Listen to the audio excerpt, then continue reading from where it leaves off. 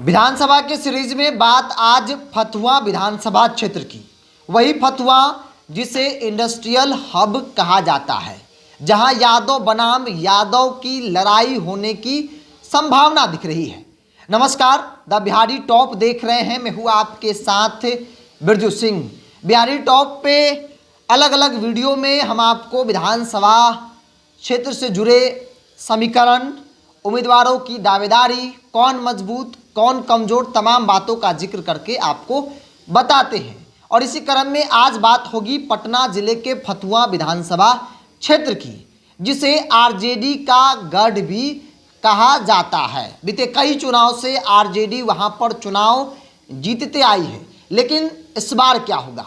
2025 में अलग अलग पार्टियां अलग अलग समीकरण, एक नए समीकरण के साथ मैदान में कूदने जा रही है, तो जाहिर तौर पर उसका असर चुनावी परिणाम पर भी आपको देखने को मिल सकता है। देखिए, फतुहा जहां पर यादवों की भी बड़ी आबादी है और इसलिए कहा जा रहा है कि इस बार फतुहा में यादव बनाम यादव की लड़ाई होनी तय मानी जा रही है। आगे बात करेंगे, लेकिन उससे पहले फतुहा के विगत चुनाव परिणाम को जरा एक नज़र उस पर डाल दीजिए। 2020 में आरजेडी के रामानंद यादव यहां से चुनाव मैदान में उतरे थे, विधायक भी थे, और रामानंद यादव 85,769 वोटों के साथ चुनाव जीत गए थे। उनके सामने भारतीय जनता पार्टी जो चुनाव हारी, सत्येंद्र सिंह 66,399 वोट उनको आए थे। वहीं से पहले अगर 2015 के चला जाए, तब नीतीश कुमार महागठबंधन का हिस्सा थे।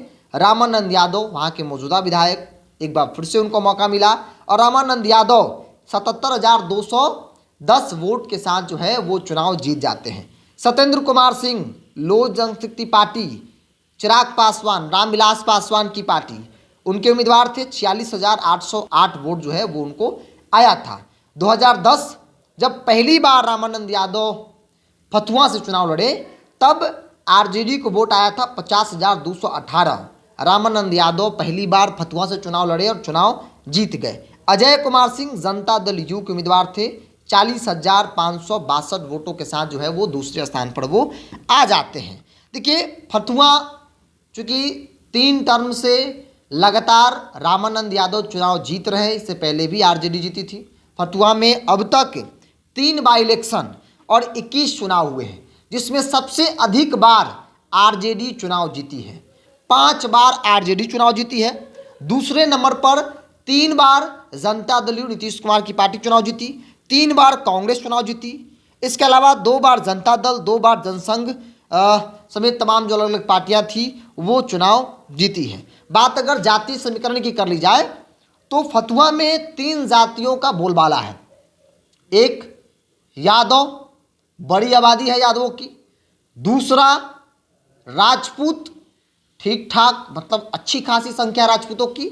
इसके अलावा नीतीश कुमार जिस जाति से आते हैं, कुर्मी, कुर्मी की भी आबादी बड़ी आबादी है। इंडस्ट्रियल एरिया है, बावजूद भी जातीय समीकरण एक बड़ा फैक्टर है फतुहा में।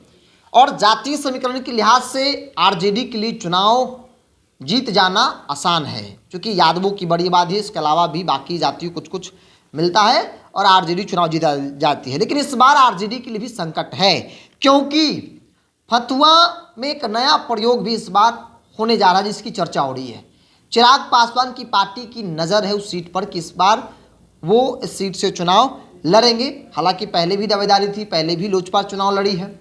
2025 में भी लोजपा की कोशिश है, चिराग पासवान की कोशिश है कि उस सीट से उम्मीदवार जो है वो हमारी पार्टी के हो। और चर्चा अभिमन्यु यादव की हो रही है। अभिमन्यु यादव युद्ध स्तर पर फतुहा में लगे हुए हैं। जेसीबी, फूल के साथ उनका जो है स्वागत हो रहा है। युद्ध स्तर पर उनकी तैयारी जो है वो चल रही है। अभिमन्यु यादव भाजपा के कद्दावर नेता, पूर्व केंद्रीय मंत्री, एक्स एमपी रामकृपाल यादव के बेटे हैं। अभिमन्यु युवाओं में ठीक ठाक अच्छी खासी पकड़ रखते हैं। टीम अभिमन्यु के नाम से संगठन चलाते हैं। युवाओं की बड़ी फौज है। और जब वो फतुहा घुसते हैं, जो तस्वीरें निकलती हैं, जो वीडियो फुटेज आता है, उसमें दिखता है कि भाई युवाओं का रुझान अभिमन्यु के पक्ष में है। अभिमन्यु यादव को लेकर जो मेरी जानकारी कहती है कि अभिमन्यु यादव चिराग पासवान के पार्टी के सिंबल पर चुनाव लड़ सकते हैं। चिराग के बेहद करीबी कहे जाते हैं, हालांकि वो लोजपा रामविलास में है नहीं, लेकिन करीबी हैं, भाजपा से हैं और इसलिए उनको चुनाव में टिकट मिल जाए ये कोई बड़ी बात नहीं है, क्योंकि अभिमन्यु युद्ध स्तर पर चुनाव की तैयारी में अभी से ही लगे हुए हैं। राजनीति को जानने समझने वाले लोग इस बात को मान रहे हैं कि चूंकि आरजेडी का गढ़ है, यादवों की बड़ी आबादी है, तो ऐसे में वैसे चेहरा चाहिए जो यादव वोट बैंक में सीधी सेंधमारी करे, और इस लिहाज से अभिमन्यु यादव काफ़ी फिट बैठ रहे हैं। पाटलिपुत्र से उनके पिताजी चुनाव जीतते रहे, इस बार कुछ फैक्टर रहा जिसके कारण वो चुनाव हार गए। इस बार भी उनके लिए चुनाव बहुत टफ नहीं था, लेकिन कुछ राजनीतिक परिस्थितियाँ ऐसी बनी जिसके कारण अंत में कुछ ऐसा माहौल बना, वो चुनाव हार गए। यादवों में अच्छी पकड़ मानी जाती है, अभिमन्यु यादव का भी वही स्थिति है, उनकी भी यादवों में अच्छी पकड़ है, और ऐसे माना जा रहा है कि अगर उनको टिकट मिलता है तो फिर यादवों की बड़ी आबादी में आसानी से सेंधमारी कर सकते हैं। इस बार एनडीए कोशिश है कि वैसे जगह पर जहां आरजेडी का गढ़, वहाँ एक नया प्रयोग किया जाए, वहाँ एक नए समीकरण को साधा जाए। बाकी जातियाँ कुर्मी राजपूत तो एनडीए का है ही, अगर यादव में सेंधमारी हो गया तो फिर आरजेडी के किले को हिलाना आसान हो जाएगा, और इस लिहाज से अभिमन्यु यादव की चर्चा हो रही है कि अभिमन्यु यादव समाज से आते हैं, अभिमन्यु को अगर टिकट मिलता है तो फिर अभिमन्यु स्वजातीय वोट बैंक में बड़े लेवल पर सेंधमारी करेंगे और राष्ट्रीय जनता दल लालू प्रसाद यादव के कद्दावर नेता डॉक्टर रामानंद यादव को हरा सकते हैं। अगर कोई हरा सकता है तो अभिमन्यु यादव, चूंकि उनकी अच्छी खासी पकड़ यूथ में है, यादव में है, और इसलिए उनके नाम की चर्चा एनडीए के अंदर हो रही है। भाजपा से, और आमतौर पर ऐसा होता है, गठबंधन के अंदर सीट भी दिया जाता है और उम्मीदवार भी दे दिया जाता है। भाजपा बखूबी से जो करती है, अभिमन्यु यादव है भाजपा के, चिराग पासवान के पार्टी के सिंबल पर लड़ लेंगे ऐसा कहा जा रहा है, कोई बड़ी बात भी नहीं है। कई बार चिराग की पार्टी या फिर जो भी सहयोगी दल होते हैं भाजपा के, सीट जितना मांगता है उतना लोग दे देता है, भाजपा दे देती है, साथ ही साथ उम्मीदवार भी दे देती है।